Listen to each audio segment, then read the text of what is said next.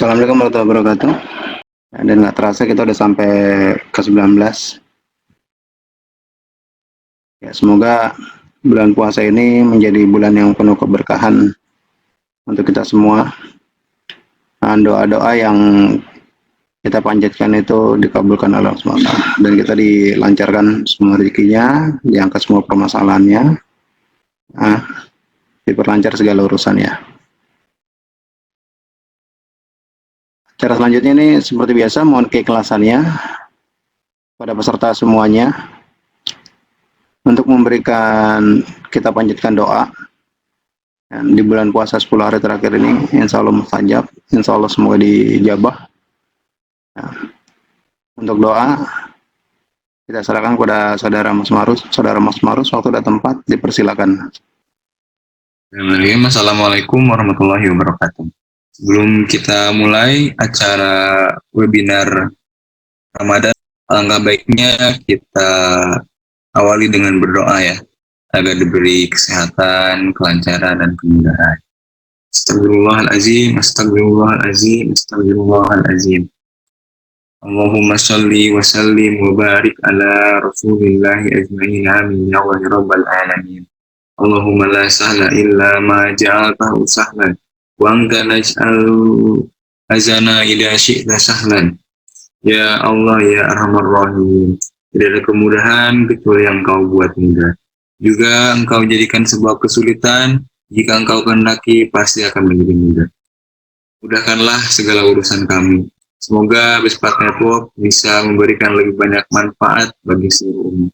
Bisa terus berkarya, tambah maju, tambah sukses, dan jadikan jalan yang sedang kami tempuh ini menjadi jalan yang Kau berkahi dan Kau rahmati ya Allah.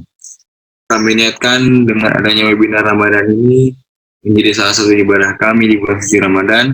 Semoga sedikitnya ilmu yang kita berikan ini menjadi bisa manfaat. Allahumma inni a'udzubika minal barasi wal jununi wal judami wa min sayyi'il asqam. Ya Allah, aku berlindung kepadamu dari segala macam penyakit yang sedang menimpa negeri ini, dan dari segala penyakit yang buruk dan mengerikan. Jauhkanlah kami dari musibah yang berbahaya ini, dan lindungilah keluarga kami semua dari musibah, sehingga mereka dapat selamat di dunia dan akhirat. Ya Allah, Engkau yang Maha Pengampun, Engkau juga yang Maha Pengasih lagi Maha Penyayang. Jadikanlah bulan suci Ramadan ini menjadi bulan pembersih hati, jasmani, rohani, dan pikiran kami ya Allah. Kami niatkan webinar Ramadan ini menjadi satu ibadah karena kami ingin berbagi ilmu pengetahuan dengan saudara-saudara kami. Jadikanlah kami semua yang mengikuti acara webinar Ramadan ini menjadi hamba-Mu yang mulia dan senantiasa diberikan hidayah, rahmat, serta maghfirah dari Allah Subhanahu wa taala. Rabbana atina fid dunya hasanah wa fil akhirati hasanah wa qina adzabannar walhamdulillahirabbil alamin. Assalamualaikum warahmatullahi wabarakatuh. Oke, terima kasih kepada Mas Marus. Lanjut masuk ke acara inti. Acara inti ini akan diberikan oleh Saudara Danang. Saudara Danang menyampaikan materi tentang NAT. NAT itu membuat translasi dari API publik menjadi API privat ya, dan sebaliknya ya, API privat menjadi API publik. Ya, untuk Saudara Mas Danang, waktu dan tempat dipersilakan. Semoga ilmu ini bisa membawa manfaat buat kita semua. Halo, selamat pagi semua. Harusnya pagi ini semangat. Nah, di sini saya akan menjelaskan tentang NAT for IP versi 4. Udah nggak sadar sekarang sudah webinar Ramadan episode 19. Sebelumnya kita perkenalan dulu. Nama saya Danang Kurniawan dan ID Telegram saya Danang Kurniaw jika ingin berkomunikasi dengan saya. Terus email saya dnkg808@gmail.com. Alamat saya sekarang ada di Cibodas, Tangerang, Banten. Pendidikan formal saya alumni SMK Negeri 1 Cilacap, Provinsi Jawa Tengah, dan sekarang sedang menjalani pendidikan non formal di Rumah Jaringan Bespat Network. Sertifikat yang sudah saya dapatkan adalah MTCNA dan CSN. Pengalaman saya mengajar yaitu dulu saya pernah menjadi instruktur mengajar tentang network esensial di SMK Telkom Makassar. Terus saya juga pernah menjadi asisten instruktur, yaitu tentang materi Cisco SD1 di salah satu perusahaan SIP menggunakan Viptela dan konfigurasinya menggunakan ifng waktu itu. Terus juga saya pernah menjadi instruktur di SMK Nusantara 1 Comal. Itu saya mengajar tentang layer 2 switching Cisco. Cuma introduction, bagaimana cara konfigurasi switch Catalyst 2950. Terus project yang pernah saya ikuti yaitu pertama saya pernah di Sekretariat ASEAN, yaitu konfigurasi VLAN management di switch 380 dan switch 2960. Selanjutnya juga saya pernah ikut project di Alto, yaitu sebagai engineer on-site. Terus juga saya pernah ikut project H3i migrasi menjadi babysit dan integration router Cisco. Saya juga pernah ikut project di PT Arta Jasa, itu membantu dokumentasi dan menjadi engineer on-site di project network assessment. Terus yang terakhir saya ikuti yaitu implement switch, jadi stacking. Sebelum ke materi, saya berterima kasih kepada Allah Subhanahu wa Ta'ala yang telah memberikan hidayah sehingga kita bisa mengikuti webinar hari ini. Terus kepada kedua orang tua saya yang selalu support, dan pada para guru dan pembimbing saya, teman-teman, dan para audiens yang telah mengikuti webinar Ramadan kali ini. Saya terima kasih. Terus agenda hari ini yaitu saya akan membahas tentang apa itu NAT yang pertama. Terus yang kedua ada gimana sih cara kerja NAT. Selanjutnya yang ketiga adalah macam-macam NAT. Yang keempat kelebihan dan kekurangan NAT. Yang kelima yaitu konfigurasi static NAT dan dynamic NAT. Dan 4, jika waktu nanti banyak ya, hari ini jelas banyak waktunya. Sekarang yang pertama yaitu apa itu NAT. NAT itu singkatan dari Network Address Translation. Mungkin semua udah biasa, udah tahu gitu kan tentang NAT. Nah, NAT itu merupakan metode untuk mentranslate IP privat menjadi IP public. Nah, kan inilah NAT gitu, metode untuk mentranslate IP privat menjadi IP public. Nah, kenapa sih kok kita butuh untuk mentranslate IP privat menjadi IP public? Soalnya kalau kita menggunakan IP privat sepenuhnya gitu kan di jaringan lokal kita, itu ya cuma bisa mengakses di lokal jaringan kita gitu. Tapi jika ingin kita keluar gitu internetan, maka kita perlu yang namanya mentranslate IP privat menjadi IP public. Nah, IP privat itu apa sih?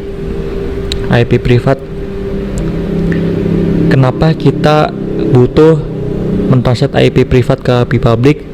Nah, makanya kita bahas dulu apa itu IP privat. IP privat ini yang digunakan di jaringan lokal kita gitu, lokal area network kita. Jadi kan kalau kita paham jaringan gitu ya, topologi jaringan, itu ada jaringan lokal. Nah, itu kan biasanya kita konfigurasi dengan IP privat gitu. Nggak mungkin kita konfigurasi jaringan lokal kita pakai IP public, kan itu ibaratnya boros gitu kan. Jadi nggak mungkin. Jadi untuk jaringan lokal kita menggunakan yang namanya IP privat. Nah, IP privat ini gimana sih caranya biar bisa internetan gitu? Kan itu cuma privat doang untuk jaringan lokal kita. Nah, ada tuh yang namanya IP public. Nah, IP public ini dia adalah IP internet gitu.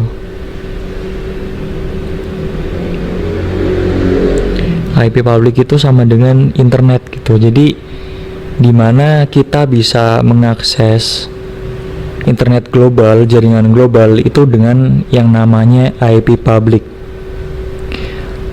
Nah, untuk terhubung ke internet, maka jaringan harus mendaftar ke IP public. Jaringan lokal kita itu harus mendaftar ke IP public gitu. Terus di IP privat ini biasa kita sebut dengan RFC 1918 gitu, yang terdiri dari IP 10.0.0 sampai 10.255.255.255. Itu yang pertama. Terus yang kedua yaitu 172.16.0.0 sampai 172.31.255.255. Selanjutnya yang ketiga adalah 192.168.0.0 sampai 192.168.255.255. Nah, ini adalah merupakan IP privat gitu, yang biasa digunakan di jaringan lokal. Nah, itu merupakan rank IP privat yang biasa kita gunakan gitu, namanya RFC 1918. Ini nih yang biasa kita gunakan. Rank IP privat yang biasa kita gunakan adalah 3 ini. Jadi ketika kita pakai menggunakan IP privat di jaringan lokal kita, maka jaringan yang lain gitu, yang bukan jaringan kita, itu nggak bisa ngakses ke jaringan lokal kita. Jadi lebih aman kalau menggunakan IP privat. Makanya itu kita sering menggunakan yang namanya IP privat ya, untuk keamanan juga kan di jaringan lokal kita. Nah, kita dari topologi yang kita ada ini, nantinya si jaringan lokal ini, kan jaringan lokal nih, IP si host kita nanti di translate ke IP public gitu. Jadi nantinya IP yang di PC itu bisa ke translate menjadi IP yang ada di IP public gitu. Jadi kita nggak menggunakan IP privat lagi saat kita keluar, seperti itu. Lanjut kita ke bagian-bagian yang ada di NAT gitu, biar kita paham cara kerjanya gimana. Jadi di sini ada topologi dan NAT tabel gitu kan. Kita paham gak gitu dengan topologi ini tuh seperti apa gitu kan cara kerjanya NAT. Insert lokal tuh yang mana gitu kan, insert global yang mana, outside lokal yang mana, outside global yang mana. Dengan NAT tabel ini kita bisa lihat yang mana aja gitu kan. Ini yang saya lingkarin adalah jaringan lokal kita, atau bisa kita sebut hostnya adalah insert lokal gitu, IP 192.168.10.10 adalah insert lokal gitu. Terus kalau kita pasang NAT, kita di R1 atau di R2 nih, kira-kira di mana? Kalau ada yang jawab R2 adalah benar. Kita konfigurasinya di R2, di router 2. Kenapa? Soalnya router itu langsung terhubung dengan internet gitu.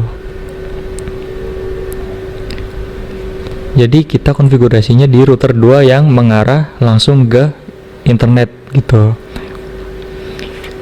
Internet tuh yang menggunakan IP public.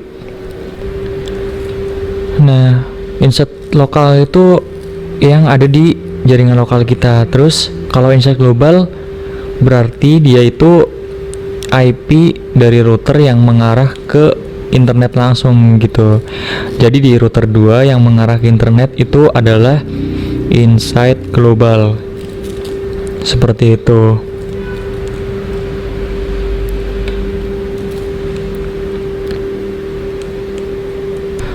Terus outset lokalnya adalah IP yang ada di internet gitu, server yang 209.165.201.1.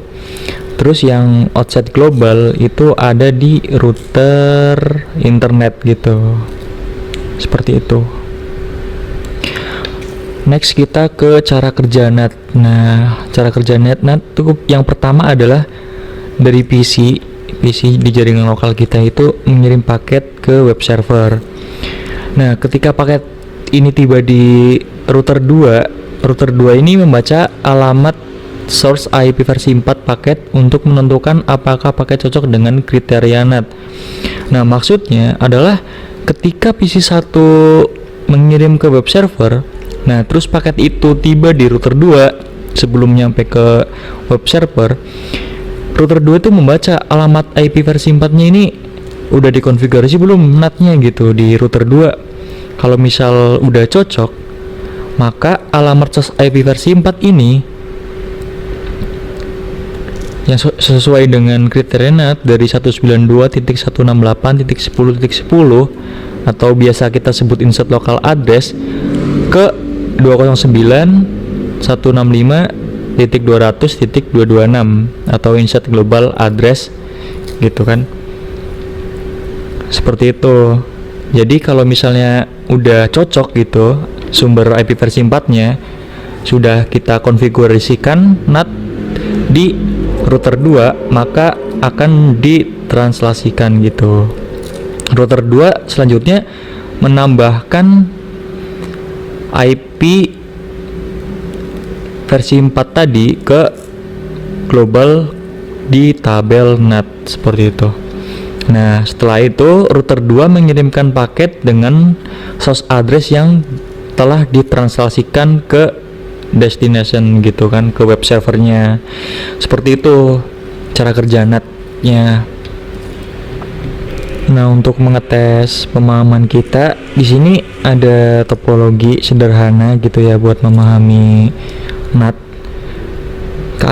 Ini bisa kita tebak-tebakan. 1 itu apa, 2 itu apa, 3 itu apa, 4 itu apa gitu kan. 1 mungkin bisa insert lokal atau outside lokal gitu kan.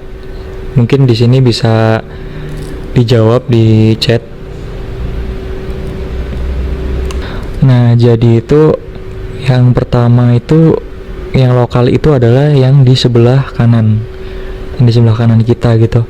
Yang ada PC 1 dan router 1 itu adalah jaringan lokal kita, sedangkan yang di bagian kiri kita itu yang web server dan router ISP itu merupakan jaringan internet. Jadi jawabannya yang dari nomor 4 dulu itu adalah inside lokal. Terus yang ketiga itu adalah merupakan inside global. Kenapa inside global? Soalnya itu kan kalau inside global itu ditaruh di router yang mengarah ke jaringan internet gitu. IP-nya itu bukan IP privat lagi, itu udah menggunakan IP public. Nah, itu merupakan inside global nomor 3. Untuk menentukan inside lokal atau outside lokal yang mana, yaitu kita lihat dari IP-nya dulu aja biar gampang. Kita lihat selanjutnya nomor 2 yaitu merupakan outside global. Kenapa outside global? Soalnya dia ada di ISP gitu kan. Di ISP, di router ISP. Sedangkan nomor 1 udah pasti itu adalah outside lokal, soalnya ada di hostnya di web server gitu.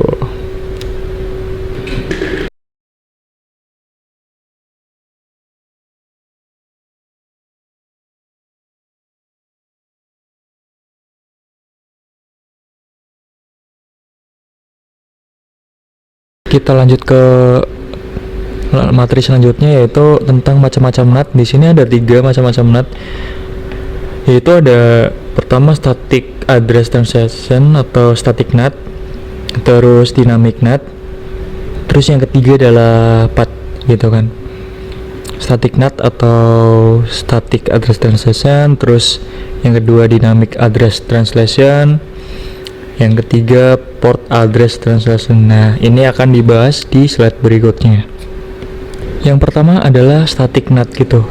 Kalau static NAT ini merupakan one-to-one address mapping gitu, satu untuk satu gitu, satu alamat untuk satu alamat, atau bisa kita bilang satu IP privat untuk satu IP public. Nah itu, terus yang kedua itu manual. Ini udah pasti manual, soalnya ibaratnya gini, kita bayangin aja kalau misalnya satu untuk satu, berarti kalau kita punya satu PC gitu kan, itu ditransaksikan ke satu IP public gitu. Jadi satu PC satu IP public. Kalau kita ada 10 PC, ya kita butuh 10 IP public gitu. Jadi perbandingannya ya 1:1, 10:10 gitu, perbandingan antara IP privatnya dengan IP public, seperti itu. Bayangin kalau misal kita ada 100 PC, ya udah kita butuh berarti 100 IP public. Itu jelas sangat boros gitu kan, boros IP public. Ini udah nggak recommended banget digunakan untuk sekarang. Terus manual maksudnya manual ini apa? Ya itu, kita ngetiknya satu-satu gitu, konfignya satu-satu. Misalnya kita ada satu PC, ya enak gitu kan, satu line konfigurasi. Kalau misalnya ada 10, berarti 10 line konfigurasi. Kalau misalnya ada 100 line konfigurasi. Bayangin tuh, kita capek tuh buat config doang. Kalau misalnya ada banyak PC di kantor atau di jaringan lokal kita. Contohnya ya, kalau misal kita punya IP privat nih 192.168.100.1, kita translate ke IP public 209.200.11.10. Nah itu ya berarti itu satu kan, itu satu PC. Nah kalau misalnya kita ada PC 10, ya kita satu-satu tuh confignya gitu. Makanya ini gak recommended lah static NAT di zaman sekarang.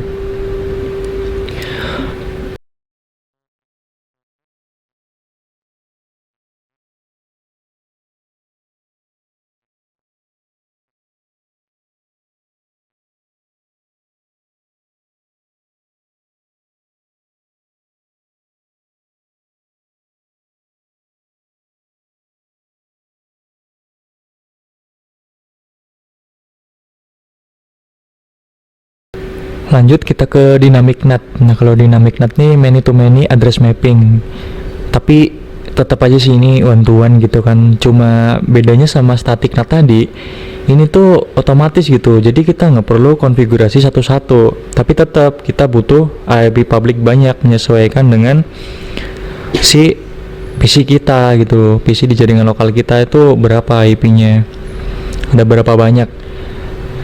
Nah ini misal kalau ada 100 IP privat, ya kita tetap butuh 100 IP public. Tapi bedanya apa? Kalau di sini tuh otomatis gitu. Kita nggak, kalau ada 100 ya ngonfigurasi sampai 100 line config, tapi kan cuma satu line config aja gitu. Ini bedanya sama static, yaitu kalau static itu ngetik satu-satu manual, config satu-satu manual.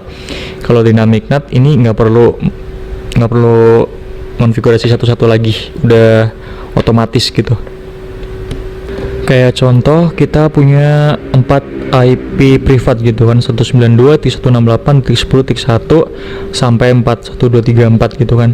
Terus ada kita punya IP public juga 4 gitu, 26.26.26.1.234. Nah makanya itu kalau kita konfigurasi pakai dynamic NAT, maka ya kita cuma satu baris aja gitu.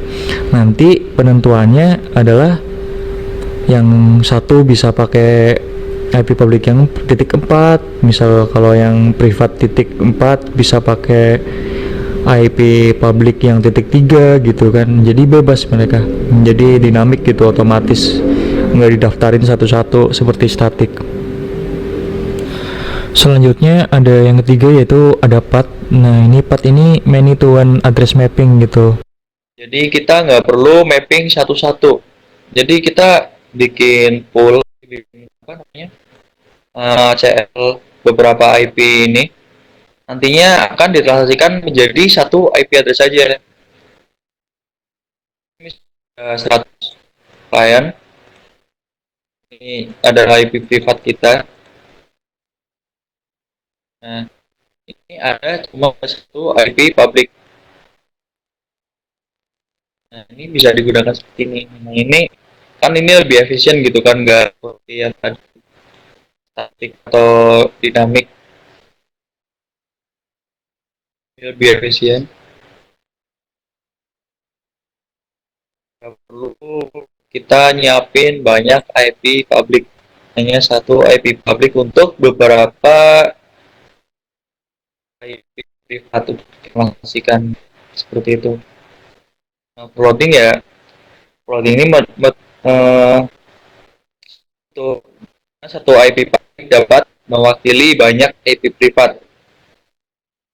Kelebihannya ya udah jelaskan seperti tadi, itu bisa menggunakan IP address pada jaringan lokal menjadi IP public. Nah, mungkin tadi Mas Dodi bisa mau gabung, silakan Mas. Oke, masih Mas Danang. Nah, ini berarti yang paling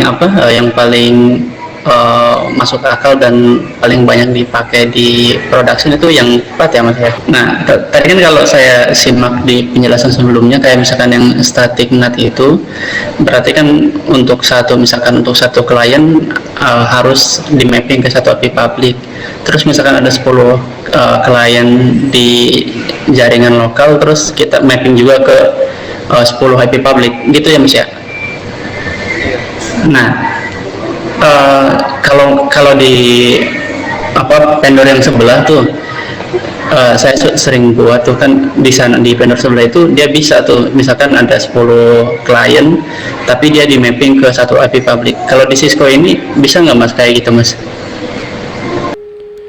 Jadi Mas, kalau di Cisco itu kalau misal kita pakai NAT, kalau di vendor sebelah kan itu kalau misal pakai kita punya 10 klien itu bisa ngenat langsung ya pakai satu ini ya, langsung jadi gitu kan, nggak perlu pakai banyak IP public.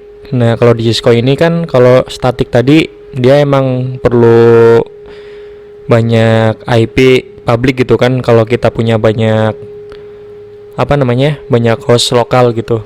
Nah, kalau di Cisco ini bisa mengakalinya ya bisa menggunakan path gitu, bisa menggunakan path. Nah, kenapa menggunakan path atau NAT overload ini ya, kalau di Cisco kalau path ini bisa kayak tadi Mas, kayak di vendor sebelah itu. Jadi kalau misal banyak host lokal ya cuma butuh satu IP public gitu. Itu di Cisco itu menggunakan metode path Mas, seperti itu. Oke. Terus biasanya static NAT ini kan banyak kekurangannya ya Mas ya. Maksudnya kan setiap IP client harus di mapping ke setiap IP public yang berbeda. Nah, itu biasanya implementnya di kondisi yang kayak gimana Mas kalau untuk yang static NAT ini? Oke Mas Dodi, ini bagus pertanyaannya. Kan soalnya kalau kita pakai static NAT tuh banyak klien ya butuh banyak IP public. Nah, penggunanya nih static NAT nih baiknya pada saat apa gitu kan. Nah, ini static NAT di Cisco itu biasanya ya cocok diimplementasikan buat server gitu. Kalau kita punya server gitu kan, terus kita mau publikasikan gitu di internet, yaitu kita bisa menggunakan static NAT ini.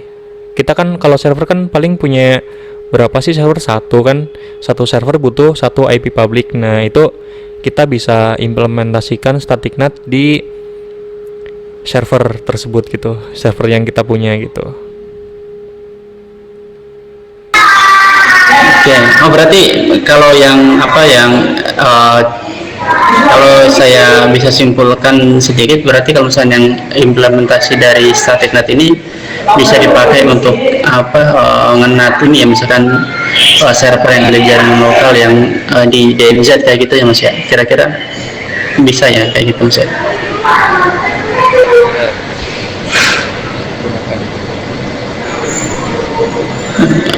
Oke Mas, thank you Mas, udah paham, udah paham. Next kita ke kelebihan menggunakan NAT. Nah, ini yang pertama adalah melestarikan skema pengelamatan terdaftar secara hukum. Jadi kita bisa membuat IP address yang belum terdaftar menjadi terdaftar tanpa memerlukan konfigurasi yang ribet gitu, sehingga bisa mengakses internet. Kalau IP public kan itu harus terdaftar di sebuah organisasi ya, tapi kalau kita menggunakan IP privat dan menggunakan NAT, yaitu kita nggak perlu daftarin ribet itu gitu. Jadi ya kita bisa berhemat juga, melestarikan IP versi 4 biar tetap ada gitu kan, soalnya saat ini udah hampir habis. Terus meningkatkan fleksibilitas koneksi ke jaringan publik. Nah, kalau kita menggunakan NAT, jadi kita banyak host yang menggunakan IP privat bisa dengan mudahnya terkoneksi ke internet gitu. Jadi kita banyak bisa fleksibel daftarin host dengan IP privat sebanyak apapun itu menggunakan NAT agar mudah terkoneksi ke internet, seperti itu. Dengan NAT ya kita bisa meningkatkan fleksibilitas itu, lebih efisien juga kan kalau kita menggunakan yang namanya NAT, Network Address Translation. Terus yang ketiga itu memberikan konsistensi untuk skema pengelamatan jaringan internal. Nah, itu kalau kita menggunakan NAT ini kan kita di jaringan lokal ya udah dikelompokkan. Kalau misalnya jaringan lokal atau jaringan LAN ya harus menggunakan IP privat gitu, nggak pakai atau nggak menggunakan IP public, seperti itu. Jadi dimanapun itu, kalau misal di kantor saya dan di kantor kalian juga menggunakan alamat IP yang sama, nah itu ya nggak apa-apa, soalnya itu buat konsistensi. Kalau jaringan lokal kita tuh menggunakan yang namanya IP privat gitu, atau ketika terjadi perubahan alamat IP yang menuntut perubahan pada sistem IP address secara keseluruhan dari sebuah segmen IP address, maka dengan NAT proses perubahan itu tidak perlu dilakukan secara keseluruhan gitu. Gitu kalau misalnya IP ISP kita berubah gitu atau kita ganti ISP, ya kita nggak perlu ribet-ribet lagi gitu mengganti, seperti itu. Terus selanjutnya untuk keamanan jaringan, ini juga agar jaringan lokal kita aman terhadap serangan dari luar gitu. Kalau soalnya kalau misalnya jaringan lokal kita menggunakan jaringan IP public atau jaringan internet, yaitu data-data di jaringan lokal kita bisa kesebar gitu di jaringan publik. Jadi bisa banyak orang yang akses dan banyak orang yang bisa mencuri data kita, kan itu nggak baik. Nah, kalau menggunakan NAT, IP privat kita lebih aman, seperti itu. Yaitu merupakan sedikit tentang kelebihan NAT. Mungkin yang lain kalau ada tambahan bisa langsung tulis aja di chat. Jadi di sini kita bisa belajar bareng, saling melengkapi gitu kan. Semoga paham kalian tentang kelebihan NAT ini itu apa. Selain kelebihan pun, NAT juga memiliki beberapa kekurangan gitu. Jadi semua yang ada lebihnya juga ada kekurangannya. Nah, yang saya tampilkan ini merupakan beberapa kekurangan NAT. Yang pertama adalah performa yang kurang maksimal. Kenapa? Karena dalam proses penerjemahan IP address bisa membutuhkan waktu atau delay gitu jika menggunakan NAT. Jadi kalau misalnya ada proses penerjemahan IP kan itu prosesnya agak panjang tadi kayak cara kerja NAT. Nah, itu butuh waktu atau delay. Jadi performanya kurang maksimal gitu. Terus fungsi end-to-end terdegradasi atau berkurang gitu fungsi end-to-end-nya. Soalnya kalau kita mau end-to-end langsung dengan perangkat atau server di sana itu agak susah gitu. Soalnya kan kita menggunakan IP translation gitu, menggunakan NAT. Selanjutnya yang ketiga adalah trace end-to-end itu hilang gitu atau sulit. Proses penelusuran sumber lalu lintas atau trace ini bisa terhambat atau sulit jika menggunakan NAT. Alasannya ya karena paket yang terdeteksi di publik atau di internet itu IP address yang sudah diterjemahin gitu menggunakan IP publik. Padahal kan paket tersebut itu ibaratnya paket ini yang kita kirimkan adalah datangnya dari PC-PC atau host-host yang berada dalam jaringan lokal dengan menggunakan IP privat gitu. Jadinya ya kita agak susah gitu buat nge-trace kalau menggunakan NAT. Selanjutnya mempersulit penggunaan protokol tunneling gitu seperti IPsec. Terus juga beberapa aplikasi tertentu ada yang tidak berfungsi bila dilibatkan pada jaringan yang menerapkan NAT seperti itu. Ya kurang lebih kekurangannya seperti itu dan kelebihannya dan semua penjelasan dasar mengenai NAT gitu, Network Address Translation, yang perannya sangat penting menjaga koneksi antar komputer di seluruh dunia juga. Nah, dengan NAT ini persediaan IP4 juga bisa sampai sekarang adanya gitu, nggak habis-habis. Seperti itu. Mungkin kita next ke slide selanjutnya, sedikit tentang konfigurasi dasar Network Address Translation atau NAT. Mungkin sedikit aja saya jelaskan gitu. Atau mungkin ada pertanyaan atau tambahan, silakan. Halo Mas, izin menambahkan boleh Mas yang itu apa yang kekurangan NAT tadi Mas? Boleh. Nah, ini apa berdasarkan experience saja gitu ya. Kalau salah satu kekurangan dari NAT ini biasanya kan diimplementasikan juga di provider ya, termasuk di provider tempat saya kerja juga. Jadi case-nya adalah ada banyak ratusan customer yang di NAT di mapping ke IP public yang sama gitu ya. Jadi satu IP public dipakai untuk ratusan customer. Nah, itu kendalanya biasanya misalkan ada salah satu customer yang gadgetnya terinfeksi virus gitu ya, kemudian atusan ada yang spamming kayak gitu ya. Nah, biasanya reputasi IP publiknya jadi jelek juga gitu ya, gara-gara satu customer misalkan komputernya ada yang jadi botnet misalkan ya, atau misalkan jalanin apa brute force. Nah, biasa kan ada di internet itu kan ada semacam organisasi nirlaba yang mantau traffic spam kayak gitu ya. Nah, biasanya IP pabriknya jadi jelek. Jadi kalau misalnya kita bisa cek di situs mxtoolbox.com, biasanya ada beberapa organisasi tersebut yang memarking atau menandai IP public kita sebagai atau masuk ke database blacklistnya mereka. Nah, impact-nya adalah biasanya layanan-layanan di internet yang memerlukan apa yang sangat tergantung ke itu, biasanya ngeblok koneksinya. Contohnya kalau misalnya kita akses klik BCA ya.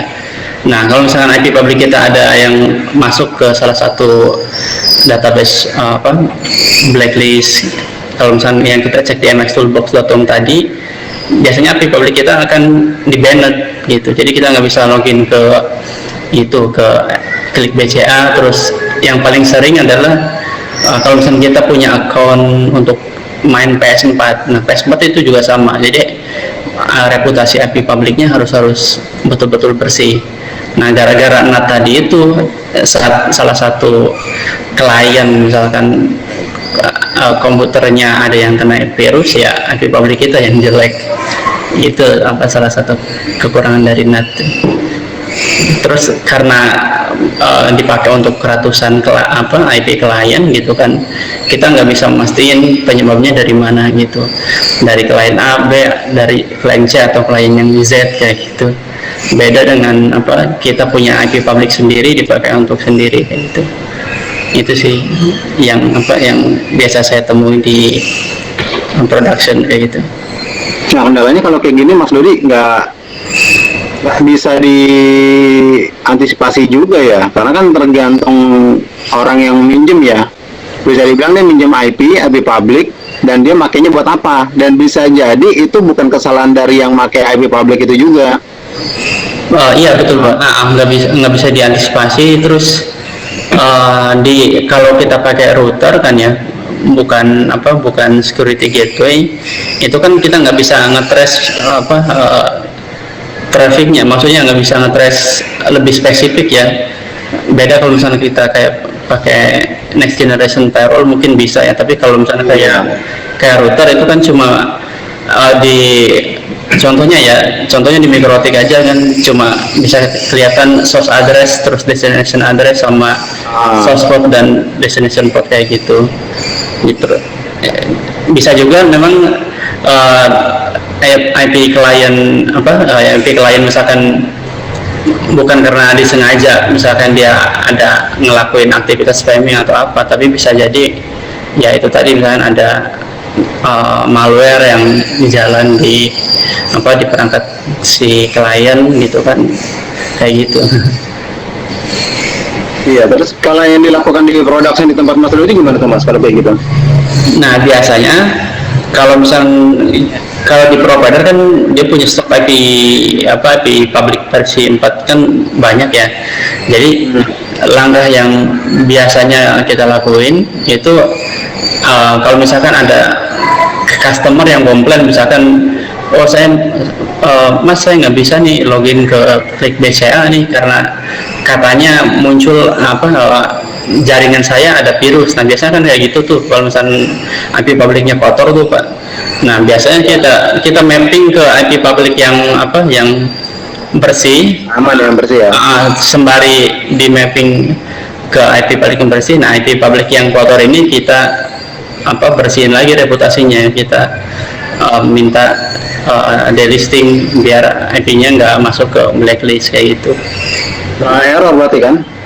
Iya, tapi ya itu tadi ya, meskipun kita request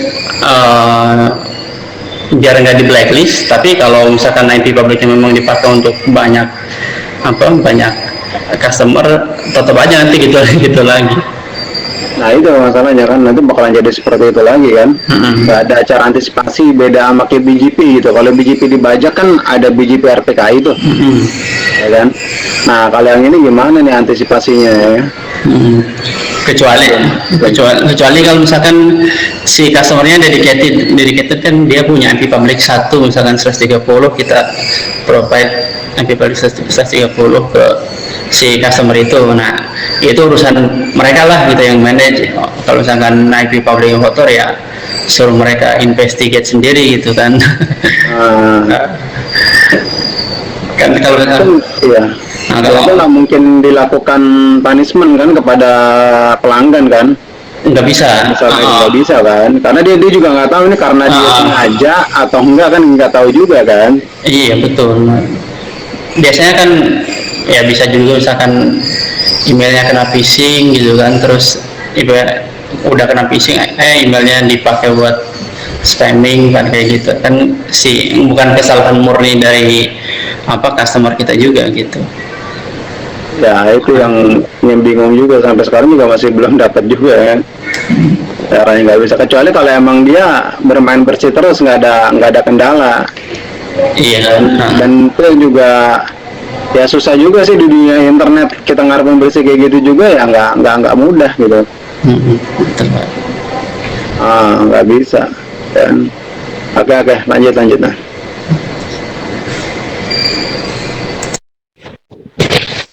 Ya itu tadi tambahan tentang kekurangan NAT. Ternyata ya itu, kalau kita pakai NAT dan kita nggak mesti aman dan bersih dari yang namanya malware gitu kan di jaringan. Itu perlu bisa diinvestigasi, terus bisa tahu kan ini dari mana asalnya. Nah itu kekurangannya kalau kita hanya menggunakan NAT gitu. Klien yang ternyata hostnya itu atau perangkatnya itu terserang malware, dia tahu ternyata bisa berimpact ke jaringan kita gitu yang menggunakan NAT. Terima kasih Mas Dodi dan Pak Danu. Oke, selanjutnya kita akan mengkonfigurasi static NAT gitu kan ya.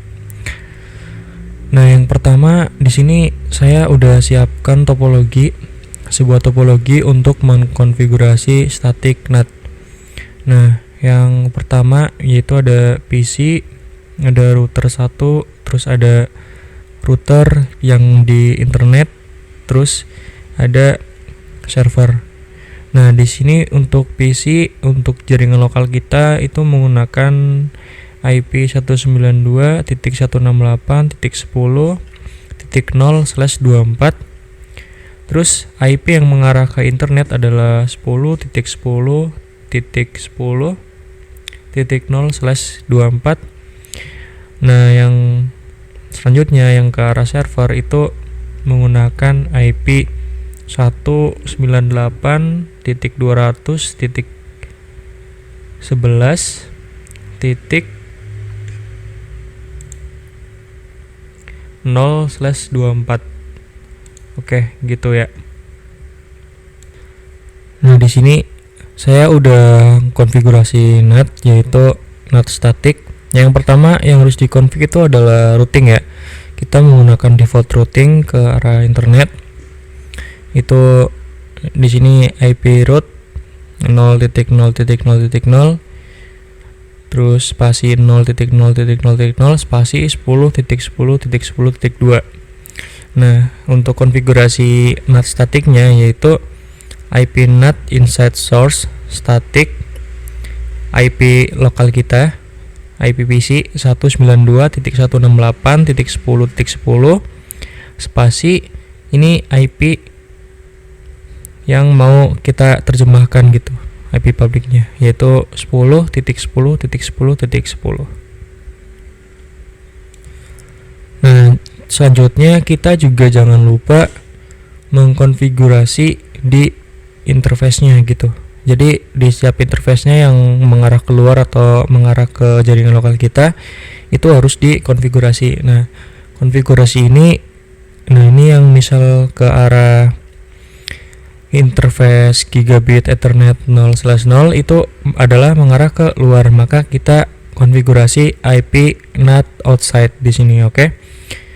Nah, selanjutnya untuk interface yang mengarah ke jaringan lokal kita yaitu interface gigabit Ethernet 0/1 itu kita konfigurasi IP NAT inside.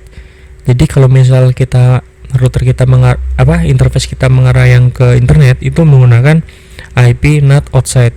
Tetapi jika interface itu mengarah ke jaringan lokal kita itu menggunakan IP NAT inside. Seperti itu.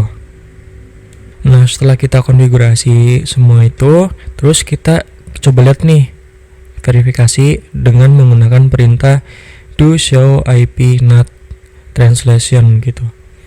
Nah, di sini ketahuan inset globalnya itu adalah 10.10.10.10, yaitu IP yang mengarah ke internet, sedangkan inset lokal itu kan yang ada di lokal kita itu 192.168.10.10.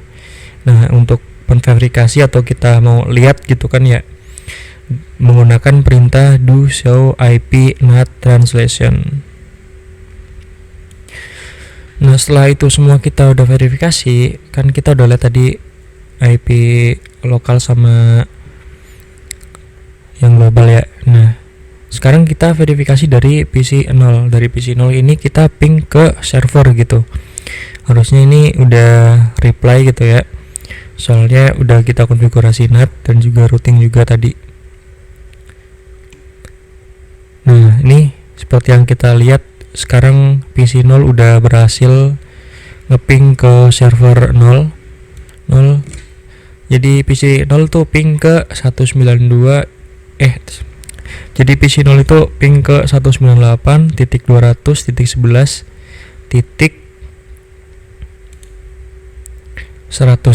Oke, server IP server. Terus kita coba cek lagi di tabelnya router ya, tabel NAT-nya apakah ada perbedaan gitu tadi sama yang sekarang. Nah, yang sekarang kita show lagi do show IP NAT translation. Nah, di sini udah banyak ya protokol ICMP yang terkirim gitu kan dari PC 0 kita ke server gitu. Nah, yang aku contohkan ini kan ibaratnya ini cuma satu PC gitu ya, jadi enak gitu langsung kan. Kalau misalnya ada banyak PC gitu kan ya di jaringan lokal kita, ini kan cuma satu, jadi config-nya cuma satu. Tapi kalau ada misal ada 10 ya kita harus config 10 gitu kan, kayak tadi itu kan config-nya kalau static tuh satu-satu. Tapi kalau misalnya ya ada banyak ya kita bakal capek gitu untuk config-nya, soalnya kita harus config satu per satu gitu.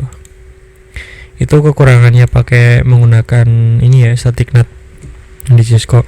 Nah, gimana sih cara konfigurasinya NAT tadi? Jadi kita itu hanya perlu di config ya, di mode konfigurasinya. Jadi kita ketikkan aja IP NAT inside source static, terus masukin IP lokal kita, IP PC kita yang lokal, terus kita ke IP yang mengarah ke internet gitu. Seperti itu. Jadi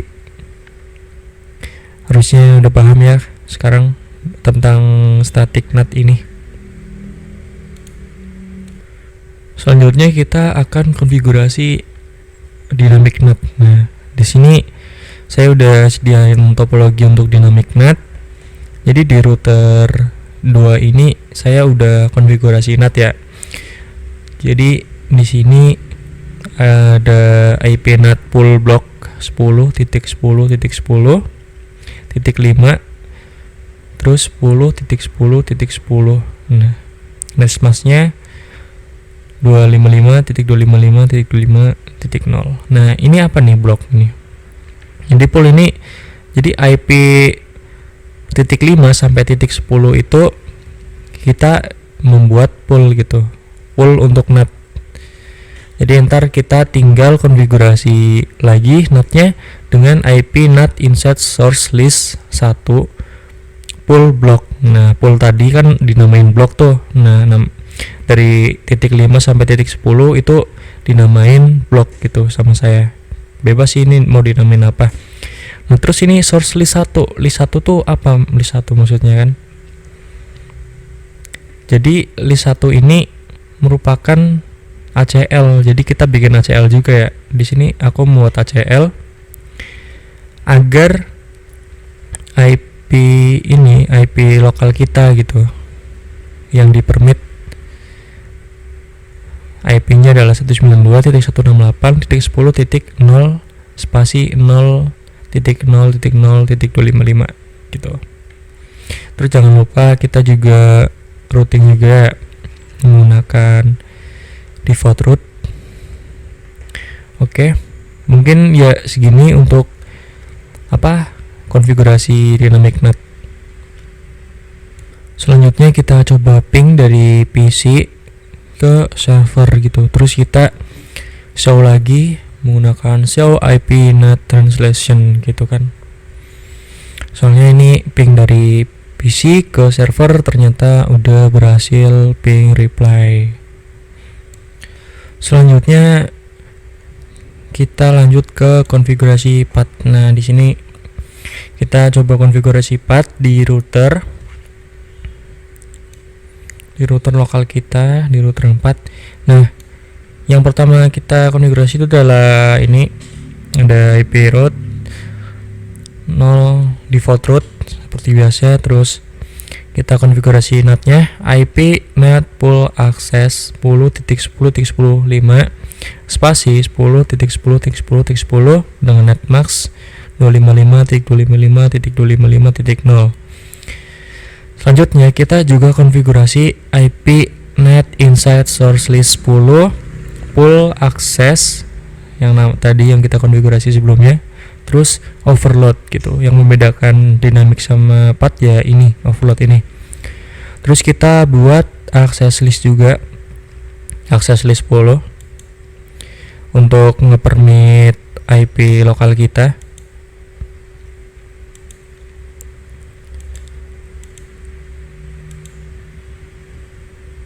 Terus kita juga konfigurasi di interface-nya. Jadi yang mengarah ke lokal itu menggunakan IP NAT inside. Jika interface-nya mengarah ke internet, kita menggunakan IP NAT outside.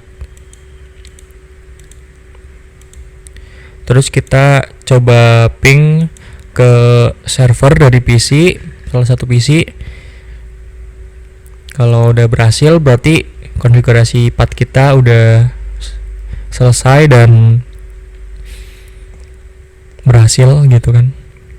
Oke, mungkin untuk webinar kali ini saya tutup sekian.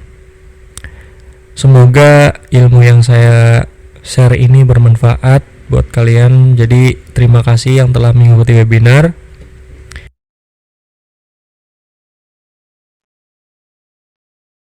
Kalau ada pertanyaan, silakan sebelum ditutup. Terakhir, di sisi internet apakah di set routing dan static NAT? Oh, kalau di sisi internetnya kita nggak perlu set routing sama static NAT. Kita nggak perlu. Soalnya kalau di internet kita ibaratnya kan NAT itu kan kita nggak bisa router gitu. Di NAT di router kita, jadi kita nggak perlu konfigurasi si routernya internet seperti itu. Soalnya di apa namanya, di internet itu bukan kita yang megang ibaratnya gitu, bukan kita yang megang. Soalnya kita bukan adminnya di internet, makanya kita urusin router yang kita bisa konfigurasi seperti itu. Makanya di internet itu default di sananya seperti itu. Kita hanya perlu setting di sisi kita, router sisi kita seperti itu. Seperti itu ya Pak Anang Maruf. Kalau sudah, mungkin ya dari saya hanya itu. Terima kasih telah mengikuti sampai akhir. Assalamualaikum warahmatullahi wabarakatuh. Waalaikumsalam warahmatullahi wabarakatuh. Oke, terima kasih Mas Danang. Menarik ya materinya tentang NAT. Nah, bagaimana NAT itu bekerja agar IP privat dari jaringan kita, di mana IP privat ini biasanya digunakan buat jaringan LAN kita ya. Nah, di mana jaringan privat ini agar nantinya bisa mengakses internet gitu. Sebenarnya secara default kan memang IP privat itu tidak bisa digunakan untuk akses ke internet. Nah, dengan adanya NAT ini, ya, baru bisa nanti ditranslasikan ke IP public. Jadi ibaratnya itu IP privat ditranslate ke IP public. Jadi kita menggunakan yang namanya NAT. Oke. Mungkin semoga ilmu yang disampaikan oleh Mas Danang bisa bermanfaat ya buat kita semua. Oke, seperti biasa, izinkan kita sebelum sesi ini ditutup ya, izinkan kita untuk memperkenalkan diri dulu, apa itu BPN, dan apa saja sih layanan dan produk yang disediakan oleh Despat Network ini. Oke, ini aku ingin menjelaskan tentang BPN apa itu. Mungkin ada beberapa yang baru join yang belum tahu. Nah, BPN itu bisa dibilang juga suatu sistem integrator, di mana dia ada network planning, desain. Jadi bagi yang perusahaan-perusahaan yang membutuhkan untuk mendesain kantornya seperti apa, ya kan? Ada kendala kantornya sekarang gimana? Nah, nanti bisa melakukan konsultasi ke kita. Ya, dan juga ada network implementasi di mana ini bisa kita langsung jalan dan langsung lakukan implementasi, ada perangkat, ya kan? Mau dipasang atau mau dikonfig seperti apa. Nah, nanti kita biasanya juga memberikan solusi juga. Sebagai solusinya seperti apa. Dan network monitoring, jadi di dalam perusahaan ini benar-benar bisa ingin jalan 100% di network implementasi ini, di network monitoring ini. Jadi perusahaan bisa melakukan kegiatan rutinitasnya, ya kan, tanpa terhadap jaringannya bermasalah. Ya kan. Ke maintenance, di mana di dalam network maintenance ini perusahaan bisa merawat, ya kan. Jadi untuk perawatan jaringannya itu bisa ke kita, dilempar ke kita, ya kan, agar nanti jaringannya tidak ada masalah. Nanti kita yang melakukan perawatan ke depannya baiknya seperti apa. Kita akan melakukan PMCM, Preventive Maintenance, Corrective Maintenance. Nah, dan ini ada in-house training juga. Kita diundang ke perusahaan untuk training. Biasanya ada gap antar satu karyawan terhadap yang lain. Nah, kita bisa menghilangkan gap itu agar nanti karyawan satu dengan yang lain itu bisa match ilmunya. Atau assessment ini untuk melihat, misalkan jika ada satu produk baru, di mana produk baru ini dia ingin melihat apakah bisa diimplementasikan di jaringan kita sekarang, ya kan? Atau ingin melakukan peremajaan, baiknya nanti lakukan apa aja. Nah, nanti kita bisa melakukan hal seperti itu dari network assessment ini. Nah, nanti ada IT network consulting, dan ini untuk melakukan konsultasi aja, baiknya nanti jaringannya seperti apa, dan dari network consulting ini. Nah, ini berikutnya adalah partner-partner yang pernah kerja sama kita, yang ada sidik jari kita, nah, baik itu dari network implement, baik itu network design, assessment. Nah, ini kita pernah melakukan di sini. Nah, kalau misalnya nanti ada dari peserta yang ingin melakukan baik online, baik offline, ya, nanti bisa hubungin kita, maupun custom, silakan aja. Nah, dari custom ini bisa CCNA, bisa CNP, bisa BGP, PLS atau Komin itu yang custom, atau mau sertifikasi CCNA, CCNP, silakan bisa menghubungin kita di email kita, bisa via email ini info@bestpatent.com. Nah, berikut ini adalah produk-produk kita. Nah, kita ada buku yang bisa di bestpatent.com/books. Itu juga di situ ada buku-buku gratis juga yang bisa dipelajarin, MPLS, terus cara penggunaan Zoom, dan kita juga menjual cover bag juga yang anti air. Jadi kalau bawa tas isinya laptop, nah itu bisa menggunakan cover bag ini. Dan kita juga kaos warna biru isinya Bestpatent Network Stock Ngoprek, ukurannya bisa XXL, ya kan, bisa langsung hubungin kita, bisa via email, atau warna hitam, pantang pulang sebelum reply.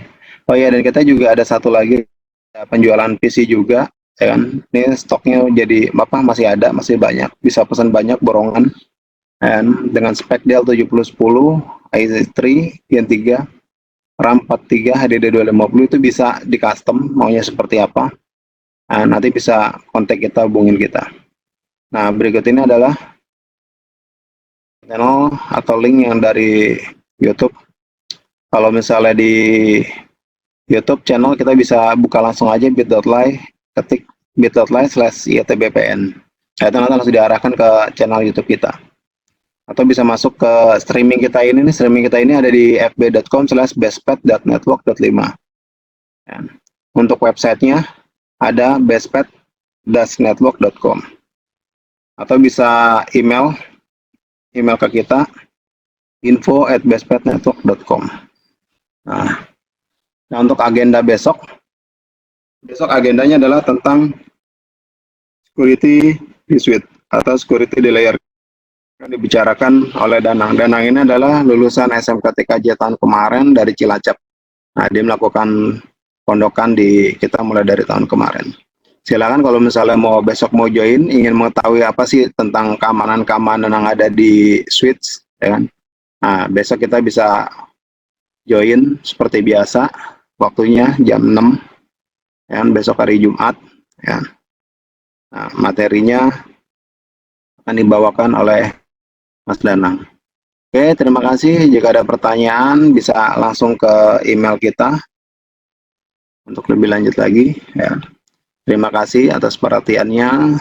Semoga Bestpad ini diberikan jalan kemudahan. Semoga kita semua diberi kemudahan. Yang sakit bisa diangkat penyakitnya, kita diberi kesehatan, dilancarkan semua usahanya, rezekinya, diangkat segala kesulitannya oleh Allah Subhanahu wa Ta'ala. Secara Ramadan ini. Terima kasih. Aku akhirnya sampai sini. Wabillahi warahmatullahi wabarakatuh.